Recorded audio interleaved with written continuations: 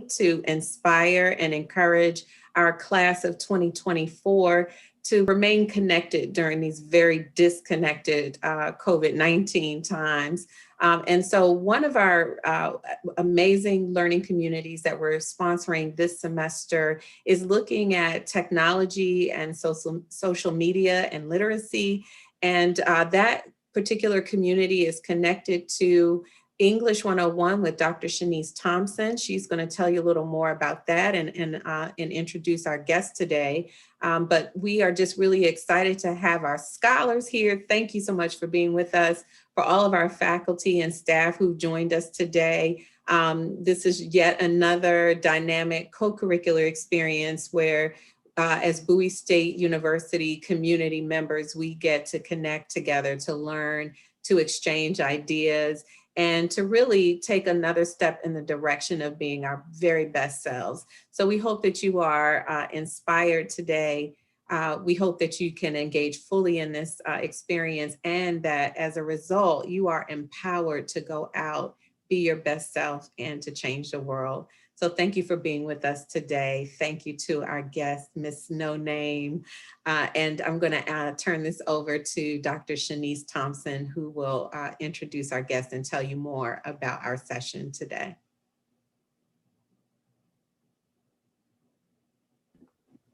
Good morning, everybody. Welcome to my class and welcome to the other classes that are joining us. I'm super excited that we're able to have this kind of culminating event with Noname so that she can help guide us through what it is that we're going to do to be lit and liberated. So just to give you a little bit of background, Noname grew up in Bronzeville, a historic neighborhood in the south side of Chicago that famously attracted accomplished Black artists and intellectuals of all types. She first discovered her love for words while taking a creative writing class as a sophomore in high school. She became enamored with poetry and spoken word. Yes, spoken word, or from the spoken word capital of the world. Pouring over the poetry jam clips, on YouTube and attending open mics around the city. She regularly attended and performed at U Media's Lyricist Law and open mic at Harold Washington Library. On July 31st, 2016, Noname released her debut project, Telephone, which was 3 years in the making and highly anticipated by fans and media alike, and I'll add critically acclaimed. The project instantly gained critical acclaim with a rave review by Pitchfork, landing her praise from Rolling Stones, Complex, and Dazed and Confused. Thanks to Telephone's success, she opened for Miss Lauryn Hill, who handpicked Noname to join her on tour. Noname has since built an international presence by successfully touring the world and playing prestige festivals such as Wireless, Splash, North Sea, Lollapalooza, Bonnaroo, and Coachella. In December 2017, she appeared on Saturday Night Live with Chance the Rapper to perform Finish Line, Drown from his album Coloring Book. What this doesn't mention is that she's also used her platform to start a book club, which has had positive community impact. And she's here to help us walk through how we can use our social media platforms to be lit and liberated through reading and writing. Welcome, Noname. Thank you. That was such a beautiful introduction. Thank you guys for having me. I'm really excited to talk about literature and politics, whatever you guys are interested in. So appreciate you all for having me on.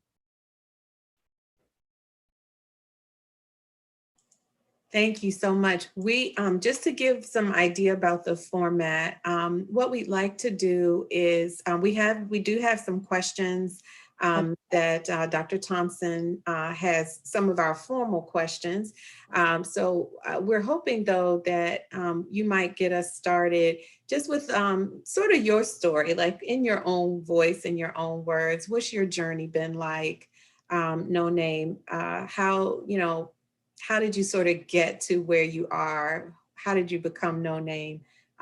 Space, and then we'll we'll allow Dr. Thompson. She'll infuse a few questions that we had prepared. I think we shared with you, and then we'll allow the students. Students, as you guys have questions, what we'd like you to do is to post. I think you can post your question to Miss Janae Carpenter. If you would send your question to Miss Carpenter in the chat, that would be great. And then she will invite you to unmute and ask your question aloud. Is that okay, Noname? Yeah, that's fine. Okay, great. Okay, so I'll hand off to you and tell us a little about you, and then Dr. Thompson will come back with a few questions. Sure. Well, you kind of gave my whole life story, so I'm like, who else am I? Like, what else am I? I think I I grew up a precocious kind of child, but I wasn't really like particularly academic, but I was very um I'd say intelligent in my own way and curious about the world, but I just wasn't stimulated by, um, traditional like academic settings. So I found my home and my family elsewhere, which she mentioned I was really into open mics and traveling around the city and finding spaces where other creatives were. And through that process, I got really into hip hop and freestyling, which for me was a way to like be as free as possible. I also experimented with other things that aren't I shouldn't say on on this platform, but those things also helped me to open myself up and develop um more in-depth understanding of who I was trying to develop into like as a young adult. I'm 29 now, so I think as I'm moving into my 30s, I'm still continuously expanding and growing and learning. Now I'm doing a lot more reading because I wasn't so much interested in that as a young adult, but the world um, is constantly what feels like in shambles and I think I'm trying to figure out what my place is in it and how I can be of assistance. I think for me being no name or existing as a person in society, it's important for me to figure out how I can be an active contributor to the betterment of the world around me. So what'd you say? Did someone say something? Oh no. So yeah, so I guess that's the current journey that I'm on now, is like trying to hold myself accountable as an active member of society. And for me, that's not just to be a Black American, but in a global context, you know what I mean? To be a citizen of the world and to be interested in worldly issues that impact us globally, especially when it comes to our not just our experience on the planet, but the planet and the earth itself. So when I'm thinking about no name, I'm trying to think about no name as more of a global citizen and what those implications mean. So I don't really have a concise this is who I am, because I think I'm always trying to figure that out. I'm always in the process of becoming and unbecoming. So um yeah, I don't know if that makes any sense, but that is me for right now.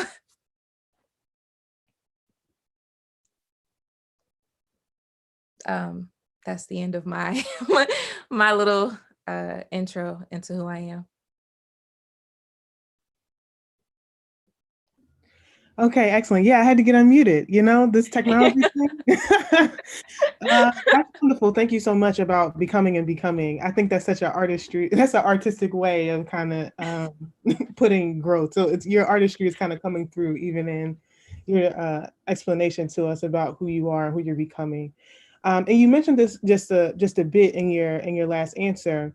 But what I was going to ask is, how has your relationship to education changed in adulthood, especially after compulsory schooling? Because you Mhm. mentioned that you weren't quite, you were precocious, but you weren't really finding home in school, right? And that's true for a lot of our students.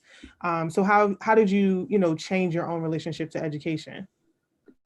um well, it wasn't solely my personal doing. We probably will get into it at some point because you said we were going to discuss social media. But I was publicly called out for a lot of things that I did not fully understand and know.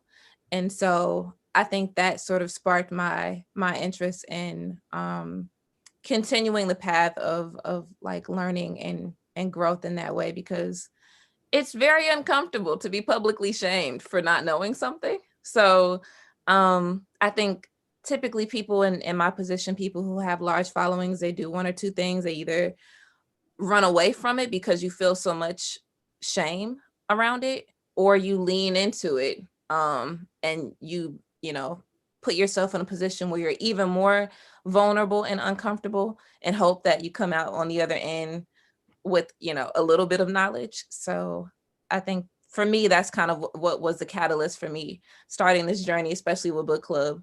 And yeah, I think I I didn't realize that I would end up falling in love with it, because it, you know, specifically the stuff that I was engaging, like the books and the texts that I was, you know, really engaging with was like pretty dense theoretical information around capitalism. And yeah, I didn't think I would be into it, but it's having a more theoretical understanding of these systems has contextualized my experiences as a Black person, my family's experiences as Black people in America, but just generally like the anti-Blackness that exists globally.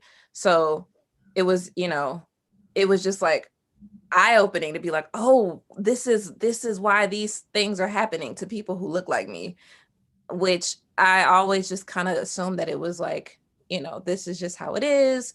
These people don't like us because we're, you know, solely because we are Black people. And, you know, obviously I'm now understanding that these systems are a lot more insidious and, you know, more deeply rooted than just race. So yeah, that kind of was the start of it. I think I still struggle with learning things that I don't care about. I don't want to sit here and be like, you know, I'm not reading anything around uh I don't know, like deep scientific mathematics or whatever. Like I'm only reading things that pertain to like racial issues because that's what I'm interested in. Um, Even now, I haven't even been reading for leisure, which is crazy because if I was reading in the past, it would be some sort of like a book of poetry or like a, you know, a novel, something of fiction. But I'm so like tunnel vision into Black theory, into like racial studies and shit. So excuse me. Sorry about It's that. all right. So yeah, that's sort of where I am in my process right now. Sure. Be authentic. You know, everybody here is adults. It's fine. Be authentic. I mean, we listening to your music, so I mean, That is true. That yeah, is true. And that's way more vulgar. you know, we just have to expect that there's going to be some truth here. So, you know, feel comfortable in that. Okay. Um, so you mentioned that you're reading some dense theoretical text. You're trying to do a paradigm shift. So tell us what book changed your life, if there's one that you can name. One. If there's not one, then you know, say the ones that come to you. The But ones. Well, I think Joyce Jackson, Blood in My Eye was one of the ones that really jolted me the most in terms of like I was reading things before, like I read a bit of Frantz Fanon, that's all right. Wretched of the Earth. Wretched of the Earth, but I really struggled with it. So it was, you know, it was, I was really into the first like chapter, the first 50 pages of it, where he's talking about, you know, violence and it being like a revolutionary tool, and getting into that aspect. I was like, you know, hell yeah. But beyond that, when it starts going deeper into like the modes of colonialism and stuff like that, at the point where I was reading it, it was very difficult for me to understand it. So I think I liked it, but I didn't love it in the way that I think I could. Even still now I need to go back and reread. But um George Jackson, his book is also extremely theoretical, but the way that he writes is it's more, I think it's more conversational. And also he, you know, he was a political prisoner. So just the entire experience that he had being politicized at an early age, him and his brother, and then, you know, existing in movement spaces, particularly like the Black Panthers and stuff like that, I don't know, I guess it was a little closer to home for me.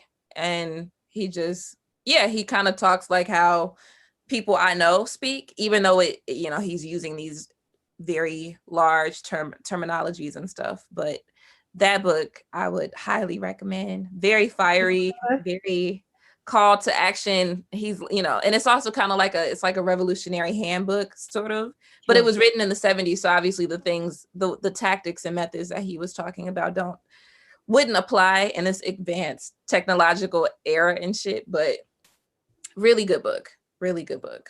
And that book is Soledad Brother, right?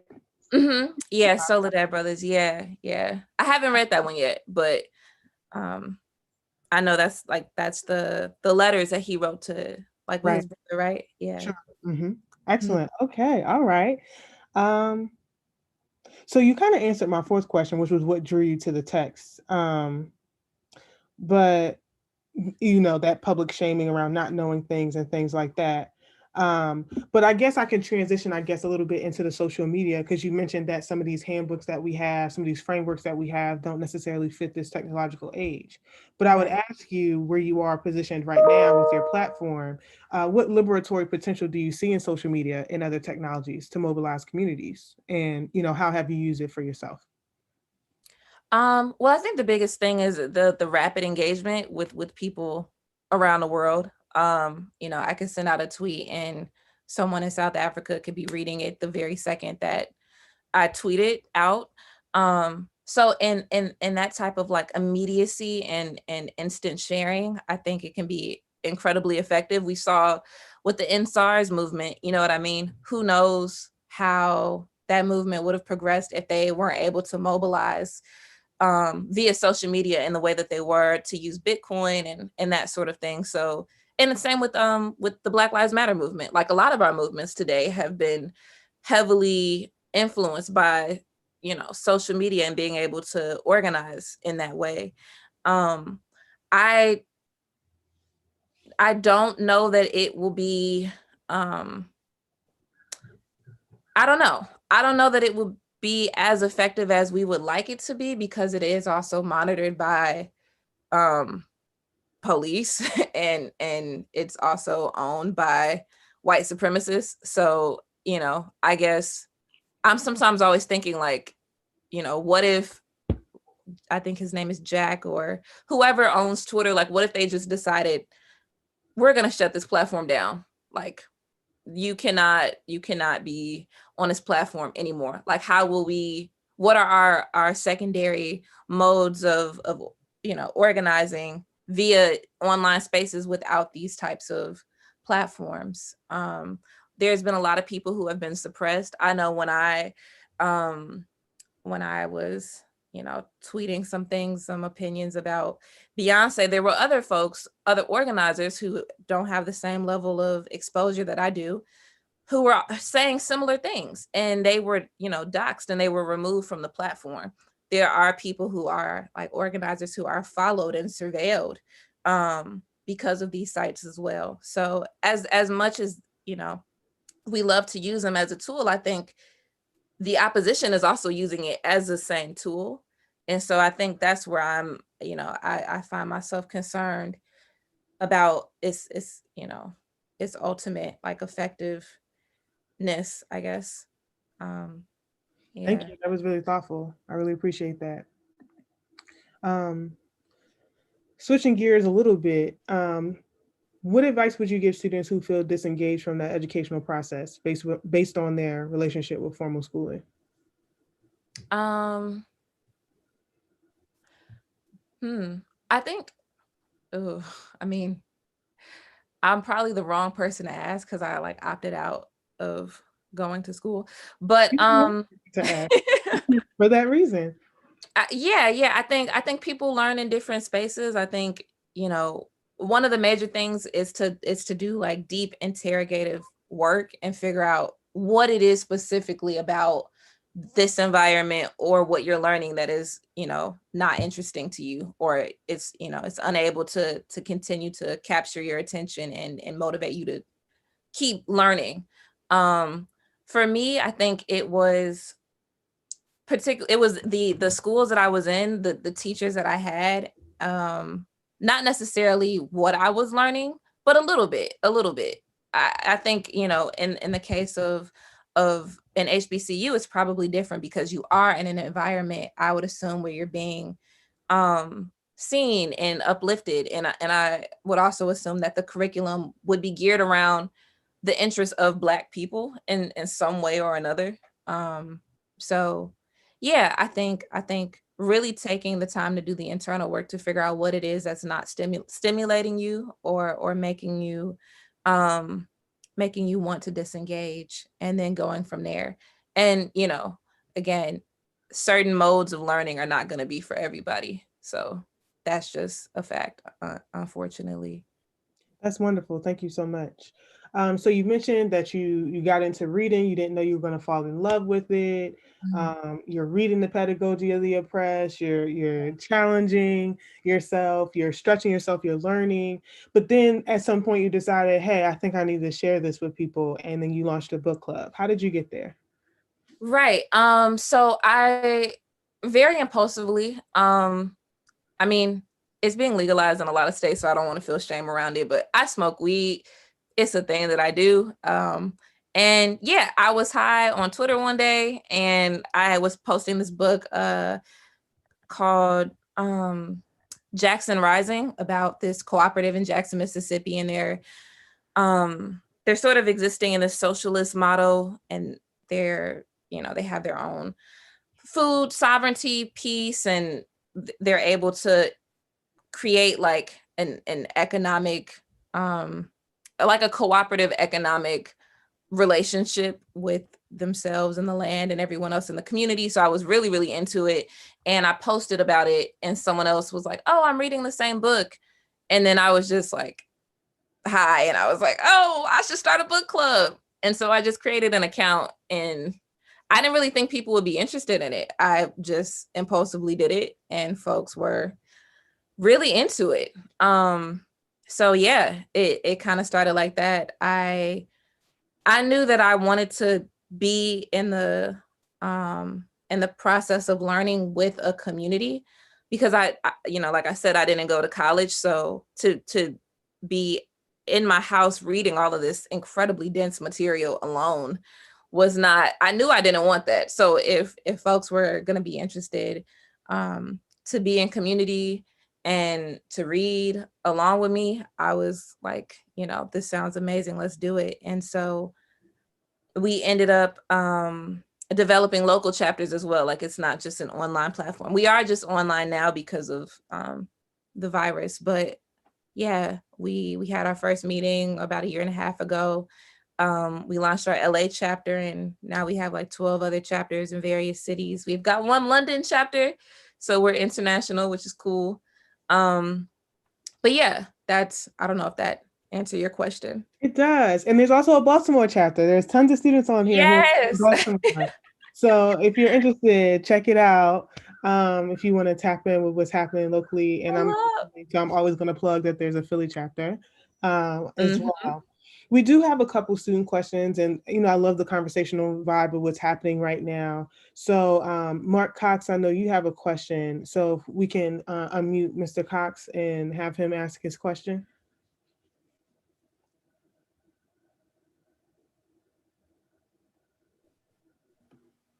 All right, peace and greetings, Sister Noname. I had a question. I'm a graduate student in the English department at Bowie State University, and I also rap too. I just released an EP back in September on my birthday, pulled the Beyonce move, and I had a question about ghostwriting in hip hop. There's a lot of lyrics that I write myself, but as a family man, as a Muslim, I really don't feel comfortable rapping them. I wouldn't mind, selling them to somebody else. How could you take advantage of ghostwriting opportunities in hip hop? Oh, wow. I'm not really sure. I think usually that process happens when people are like a part of, like, either you are somehow a part of an entourage of someone already, or you're a writer underneath a label. Like, labels have a lot of ghostwriters that they generally draw from. And at least in what I've seen, when it comes to folks who aren't going that route, it's someone that they already know. So yeah, as far as being a ghostwriter and getting into it, that I'm not totally sure about, because I'm independent, so I kind of exist outside of that world and I write my Yes. own stuff. So Talk more about that. not totally sure, but Okay. that's congratulations on the release of your project. That's dope. Oh, appreciate it. Thank you. Right. Of course, of course. Excellent, so much. I just want to take a beat here. We have other questions, but you said you gave a perfect segue into the fact that you're independent and you Yeah. own Yeah. your masters. No 360 deals for you. So why don't you No, no 360. why don't you talk a little bit more about your decision to stay independent and what having your own ownership means for you? Yeah. Well, I think it just depends on what your journey is as an artist. I got incredibly lucky. There was an entire movement sort of bubbling in Chicago around new upcoming artists and just hip hop. Like Chance popped off around the same time that Chief Keef popped off. So there was just a lot of energy in the city. And if you were doing music, it was a bit easier to book your own shows and to like grind your way up in that way. And I had a feature on Chance's album that sort of catapulted my career in a lot of ways and gave me the footing that I needed to be independent. So I always like to preface with that, because being independent in this context now, in this age, is a lot different from when I did it, when I started off doing it like 5 years ago. But yeah, I think you really have to just understand what your goals are as an artist. Like if your goal is to be a multimillionaire, you can be independent, but it's very rare. As far as I've seen, Chance is one of the only artists who's been able to go that type of independent route. For me, I just wanted to be able to live and pay my rent. So once I was able to like tour a little bit and continuously book shows, I was fine. And I still am. So as long as my general needs are met, I don't really feel a need to be signed. And I did grow up in a very entrepreneurial like household. Like my mother owned her own business, my grandparents own their own landscaping company. So it just was, I guess I just was like born and bred to that type of work ethic. I don't feel the need to sign. So I haven't. But if something horrible happens and I lose all my money and I'm like pinned against the wall, perhaps I might sign. There's no shame in it. I think when I was younger, I used to really be like, do not sign, don't do it. I think if you're able to do it in a way that is beneficial and you are protecting yourself on a, like, as far as a legal standpoint, like what is contractually asked of you and what you are asking of that label, then okay, it's different strokes for different folks. But yeah, typically I am like, Black people, let's not, if we don't have to. But there's some people who they are, unfortunately, they're not in a city where they can build a career. Like if you're in Jackson, Mississippi or something, it's going to be harder for you to build your way up as an independent artist. It's not impossible, but it's going to be a lot harder, especially if you don't have any level of like initial capital to go off. So yeah. That's super important. And do you ever see yourself maybe starting a label where artists can feel protected and do their own work and feel like they have an ownership stake in the process?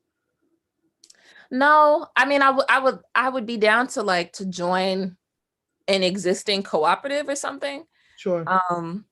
But yeah, I think book club is the only new endeavor that I have. I'm not really interested in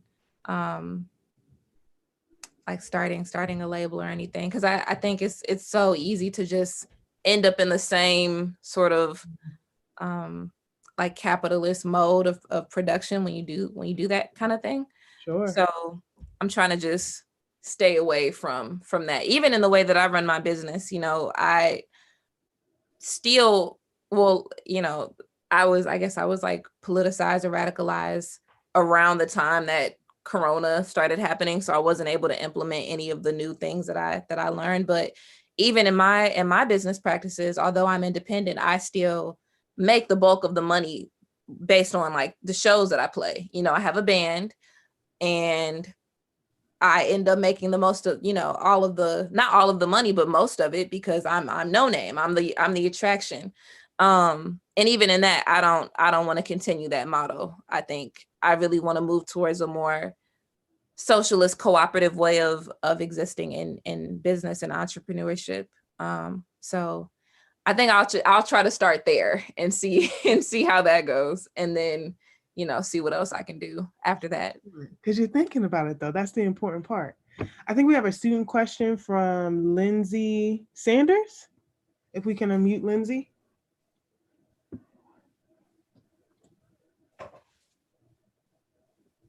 Yeah. Okay. Hi.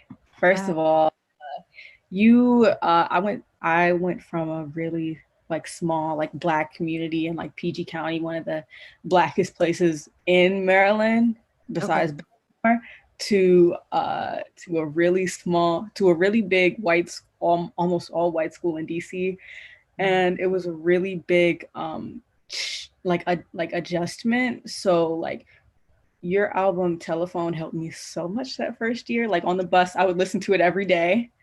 Oh. So thank you so much for that.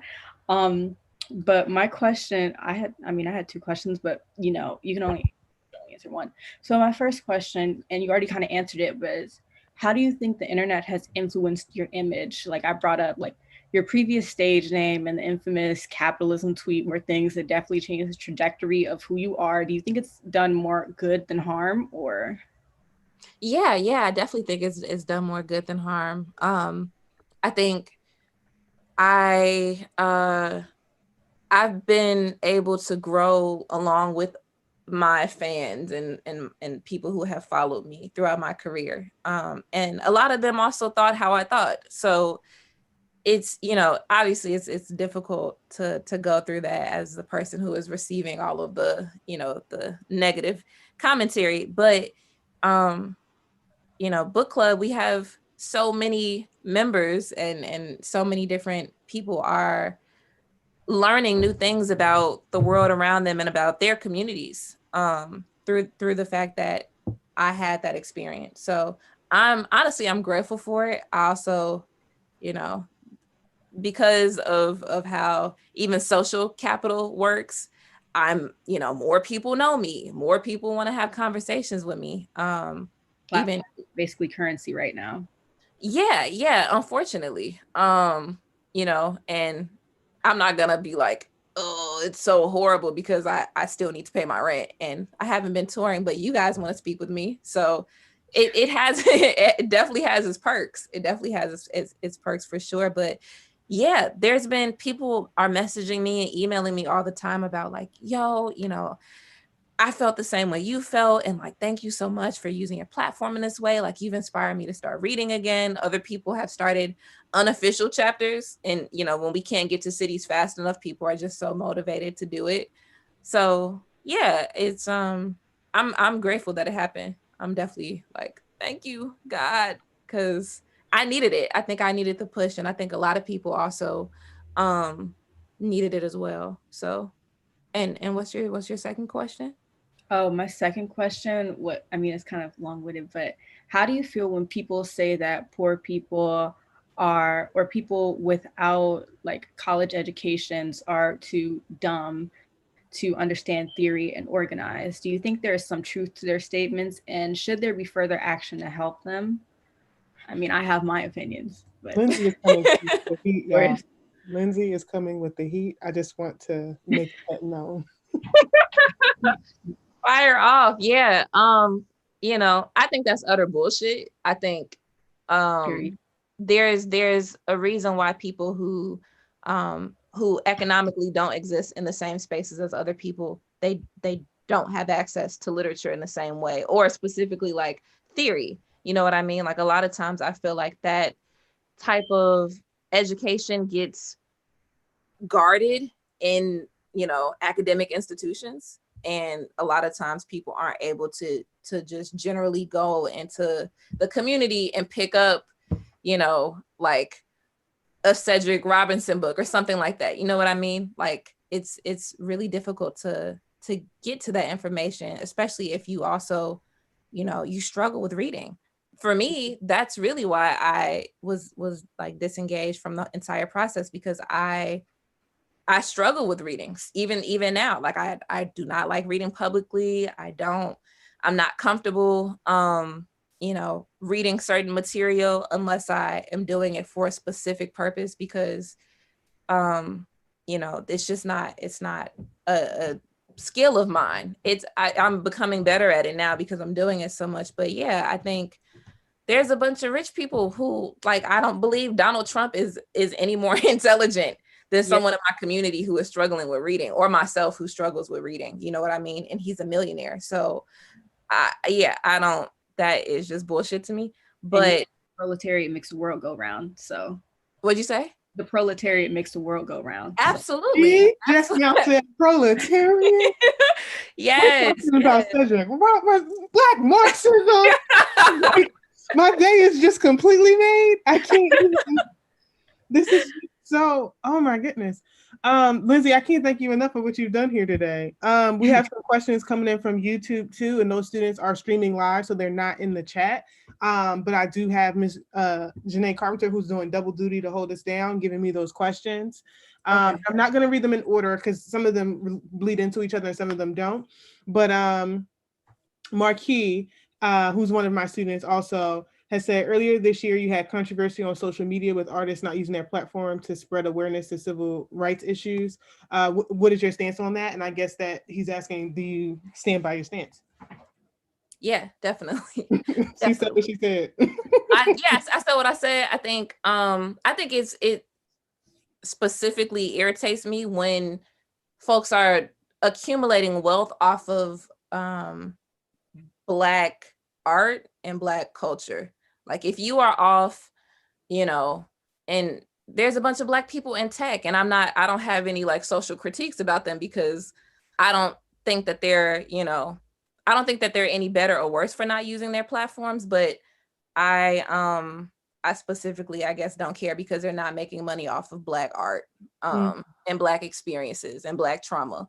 And you know, that's what hip hop is. You know, we talk about, most people in rap talk about Black plight, regardless of if you're a, you know, a conscious rapper, or if you rap about selling drugs and you rap about, you know, having sex with a bunch of women, or whatever the case may be. If you are talking about Black experiences, typically you are going to venture into talking about something that pertains to Black plight. And so, yeah, I think folks who do that, and other entertainers who you know, maybe they're not rappers, maybe, I don't know, maybe they sing. If you are also making your money off of the shade, I did. You know, like, I think you could speak up, especially when folks don't have a problem doing campaigns and ads for Coach and Gucci and whatever other, you know, white supremacist establishment that they are doing, you know, doing this type of like work for. It doesn't take much. It's like, it's a tweet, you know, like it's not a lot of work. Like, it's very simple to just be like, hey, this is happening to people who look like me, or just generally, like, this is happening to people in the world. Like, I'm you know, obviously I do kind of consider myself to be like pro-Black, and I'm really interested in Pan-Africanism and stuff. So that is my centered focus, but I also care about people globally. I care about what's happening to Palestinian folks. I care about what's happening to Indigenous folks here and around the world. You know what I mean? Like, so I just don't, I guess it kind of, I don't understand why folks wouldn't like say anything. But you know, it's not, I have to kind of get out of that space where I just am, you know, really screaming at celebrities to use their platforms, because we see what Lil Wayne is doing when he's using his. So it's not, everybody using their platform might not be the best idea. Yikes. Maybe some people don't need to use their platform. So yeah, I guess that's I'm still petty, and I still feel the same, unfortunately. Thank you so much. My students are showing up and showing out today, and they're making me look like I do my job. One of my students, Zenobia Fenrick, says, how do we educate leftists, socialists, or people who want to learn more about theory without being condescending toward them? I see that happen a lot on social media. I don't know, because sometimes people think what I'm doing is condescending. So I did hear that rap song where that happened.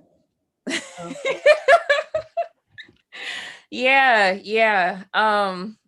That's a hard one, because I and throughout that whole process with Cole and everything, I did really I tried to listen to everything, even things that I know aren't necessarily I don't believe in my heart are totally valid. I do know that it's not coming from nowhere. So I get curious about, well, why would he feel that way? Like, why do other people feel this way? What is it about the way I'm saying things that can make people feel like I'm condescending to them? So I don't know. I think I try to just show as much vulnerability as I can. Like, I'm not gonna, because some people are like, it's the language that you use, it's the language, like it's too, it's too academic, it's too wordy. But there's some words I can't. How do I say imperialism in a more simplistic way? Like, there's some words that you have to use because that's the word to describe the entire thing, so in thinking about that, I've just been like, okay, well, if I can't necessarily downgrade some of the language, which in a lot of ways I still do try to do that. Another thing that I can do is just to show people like, hey, I'm learning along with you. There's so much that I don't know. There's so much that I'm constantly challenging myself on. I'm gonna fall short. That's been, I guess, my only way to show people that like I'm here, right here with you. Like, we are on the exact same page. Outside of that, it's hard to say, because people will take it how they're gonna take it. But creating spaces where you really are in community, I think is like pretty vital as well. Sure. So Thank you. Zenobia has a follow-up to piggyback off recent events. Do you find that as a Black woman, you are tone policed by your peers frequently? not frequently, but enough. And I wouldn't say it's my peers, because my peers, my friends, they generally don't really interact with the things that I say online. They kind of just ignore it, or they'll like a post here or there, but they don't really engage. I think it's because they want to keep their platforms for what they're supposed to be for, which is to promote their products. So yeah, they don't tone police me so much, but I do find that general people who I like, strangers, men who I do not know, they do a lot. And I noticed that they do a lot more now that they've gotten the okay from J. Cole to do it. It's kind of like now we really about to drive it home, because my favorite rapper feel like this and he's smart. So this is how I feel. He also doesn't read books. That's a big part of it. Thank you so much, Noname, for what you're doing. We have an anonymous question. Do you think that solidarity between Black communities, other persons of color, LGBTQIA communities, and class solidarity, is that actually realistic and attainable? I think it's realistic and attainable. Sure. I mean, I think we're seeing it in real time in a lot of ways right now.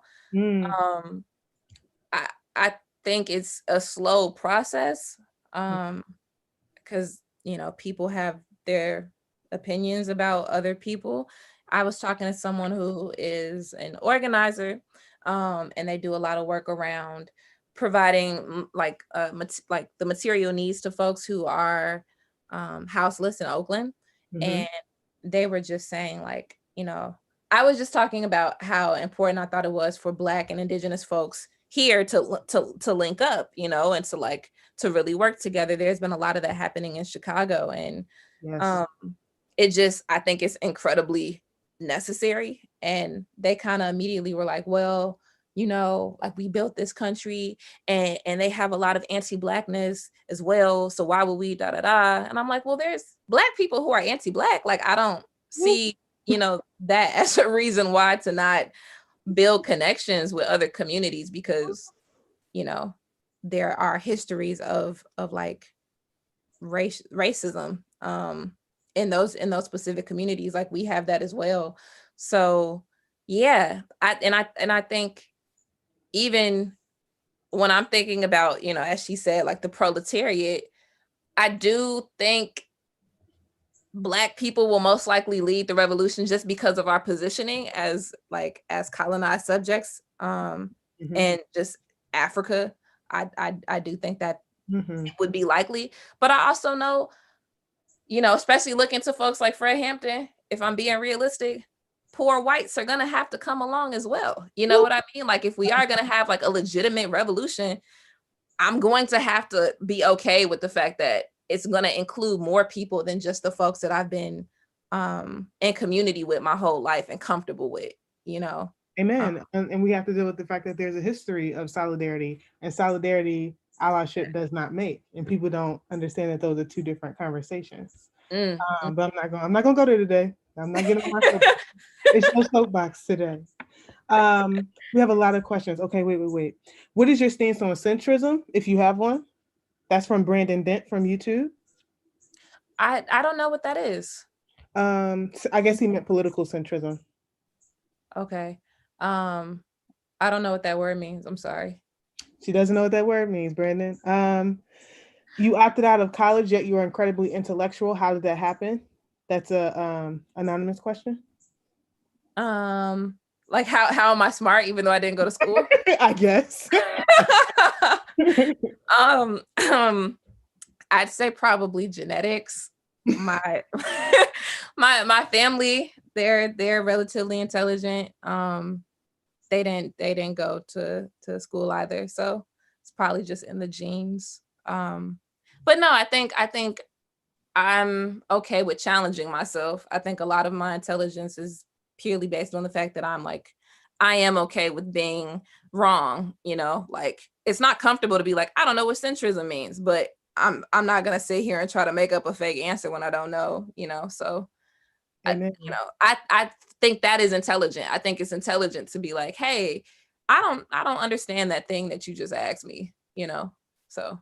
Absolutely. Did you hear that, kids? Challenge yourself.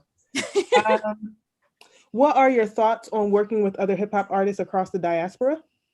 Oh, I would love to. I would definitely love to. That would be dope. I haven't had the opportunity yet. There's been a couple artists, like two that are from Nigeria that have reached out to work, but you know, with everything going on, it's just been a little difficult to sort of like creatively lock in. And I don't even think, I don't know, I haven't really been making art. I haven't really been in a creative mind state right now. So yeah, at least not creative in the way of making music. Yeah. Amen. This is just so meaningful. We have two more questions, a bigger one and a smaller one, and then that'll be it. I don't know, these students are coming to flex on us today. Lindsay, again, with the heat. Do you think that you're treated differently by the music industry as a dark-skinned Black woman who isn't overtly sexual in your image? How do you feel about the whole Madonna whore dichotomy and how they prop you and Rhapsody up in comparison to Meg, for example, and the City Girls? Okay. That was a good one. Yeah, I think I definitely am treated differently. I saw that more so in I used to get asked this question around the time I dropped Telephone, and I was like, no, I don't have any issues. You know, I work with my friends and it's fine. But it wasn't until I saw how people started treating me after I was sharing my opinions. I think if I looked a bit different, I probably wouldn't have been as targeted in the way that I was. Sure. In the way that I am, I should say.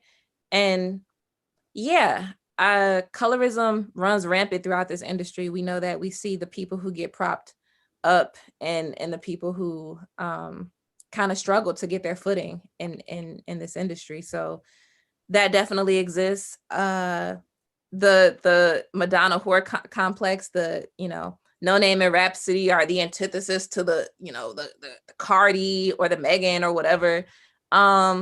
It's corny, it's lazy. I've rapped about sexual things. I don't want to be explicit on here, but I'm an adult person.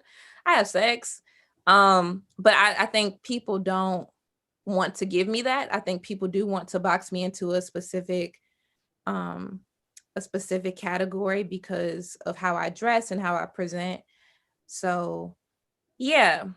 I don't know if that's ever going to change. I think that's just like, that's even outside of the industry, that's just what it is for dark-skinned women in the world. Like, we are made to be, you know, more masculine. Like, that's how we're seen. We're not seen as having our full autonomy and being sexually liberated in the way that like lighter skinned women get to be. So it's unfortunate. I'm not sure if Rhapsody talks about like, you know, sexual engagement in her music. But yeah, it is. I just think it's mad corny. Like the whole, these are the conscious female rappers and these are the slutty ones or whatever the case may be. You know, like if I actually knew how to twerk, I would twerk all the time. I rap about oppression and twerk. Like, I just can't. So that's, you know, that's the cross that I have to bear on my own. You are amazingly hilarious, and you're playing to your strength, which everybody should do. Amazing. You know what's interesting about this, and I'm teaching a course on the Black vernacular tradition. The women who are the forebears of what it means to be sexually liberated are dark-skinned, full-figured Black women. We're going to talk about Bessie Smith, and you know, blues, yeah, the blues. We got to deal with it. Last question. And also, Ma Rainey's Black Bottom is coming out. Rest in peace to Chadwick. We lost him too soon. So see Viola Davis and them, and I think it's releasing December 16th. So if you're interested in the blues, Queen Latifah did an excellent rendition of Bessie and Bessie Smith. You know, there's Ma Rainey and a lot in between, including women who were non-gender conforming, people who were non-gender conforming, lesbian and bisexual women who were at the forefront of the blues, and kind of created a framework for what it meant to be licentious in public and own that. Last question from one of my students, Diamond Wilson from YouTube. What advice would you give to students who are trying to pursue music? What advice would I give to students trying to pursue music? Oh, it's hard. It's hard right now. We're in a really weird age. I'm trying to figure out what advice do I give myself. You know, obviously the typical corny, like, go after your dreams, do it, make the art that you want to make. But on some real shit, I think expanding who you are, like as a person, and allowing yourself to be as vulnerable in your life will inform your art and make it better. Not better for the world to consume, but just in terms of the process of it being, you know, I believe it can be extremely therapeutic and beneficial for everyone to be making art. But I find in my personal experiences that I get the most out of it when I'm doing the work outside of that space. So yeah, I would say, you know, go to therapy if you are not already. I know that that's not inherently what would make sense as far as like making music, but it's been beneficial to me to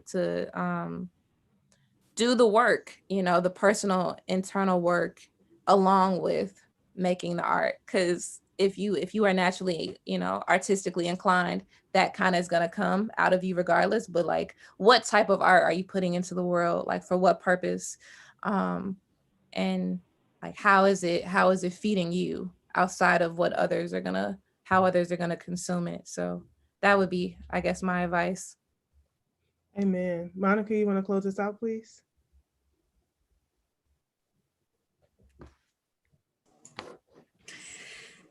Noname. I'm laughing. I'm like deeply this was so amazing. You crack me up, first of all. And you are brilliant. And that was my not anonymous question of like, you are brilliant. I can't like you are just all of those things that you never say to Black folk. And you're so articulate too. Just loved having you with us today. Thank you so very much. I just want you to know that my 85-year-old neighbor is probably standing on the sidewalk at the hospital like, where's that lady coming to smoke? But I couldn't leave. I could not leave. This was so great. And we just thank you on behalf of Bowie State University, our president, Dr. Aminta Bro, the first woman president of this university in 55 years. The first female leader that we've had. This is a season for women of color to be at the forefront. And, you know, we acknowledge and honor you also as one of those women. So thank you for blazing a trail, for being so authentic, for being so much yourself and sharing your heart with today. I know our students have been really inspired by all of your words. Lindsay, I'm expecting you to create the BSU chapter of the book club already. Happening, so many things. And as I said to you before, everyone joined us, this is home. You have a new place to call home. So anytime you want to visit us virtually, in person, we embrace you and wrap our arms around you. And with so much love, we invite you to come back to Bowie State University anytime. Okay, don't tell me that, because I definitely will pull up. Hey, I mean, listen, we mean it. We mean it. And you guys are supposed to be I think our students are tweeting. I'm getting a message that's like, talk about the tweets. I don't know what to say about are they tweeting? Oh, let me go re-download the app. Oh my God. Happening. Also, homecoming is the time. I mean, everybody wants to go to HBCU homecoming. I'm just saying, Noname, that's an opportunity. Oh yeah, no, yeah, definitely. I wanna come and perform at some point when things are. There it is. Hey, if you guys will have me. Yeah, and hashtag lit and liberated. That's our hashtag. So that's the hashtag. Okay. Filter through anything else. It's hashtag lit and liberated, and that'll be your Bowie State University family. So we love you. We thank you so much for being with us, and you'll hear from us again real soon. Thank you so much for your time. Scholars, use your reactions to show her some love, and we're gonna let her go. We're 3 minutes over. Amanda will not call me and fuss at me. Thank you guys so much. I really, really appreciated this. This was amazing. Yeah, amazing questions. Very fiery. We're proud of our scholars. So thank you again. Have a great rest of your day, Noname. You too. You too. Right. Bye. Bye-bye. That was awesome. Wow. So scholars, what are your thoughts? And can I jump in real quick? I am so sorry. I had in my head to thank Dr. Thompson. This was all you. Amazing suggestion, great opportunity. Thank you, Ms. Janae Carpenter, for putting the tech in place. Thank you, Ms. Annette Wedderburn. You're in the background. Thank you so much. This was really great. And it wouldn't have happened without Ms. Wedderburn, Ms. Carpenter, and Dr. Thompson. Thank you guys for bringing this to us. And I'm going to silence myself and jump off because the lady is really waiting on the sidewalk. I got to go. Thank you, Monica. My pleasure. Thank you. Thanks, Dr. Thompson. This was great, guys. I hope you guys enjoyed yourself and that you took something away. I know I did. Yeah, I think this was incredibly meaningful. I see Julia saying that she'd never heard of Noname before, but she's going to listen now. Lindsay is saying her music is amazing. And clearly, we have a stand representative here. Not mad at that. Yeah, I hope everybody was able to take something meaningful away from this experience. That was the goal. Yes, awesome. Okay, guys.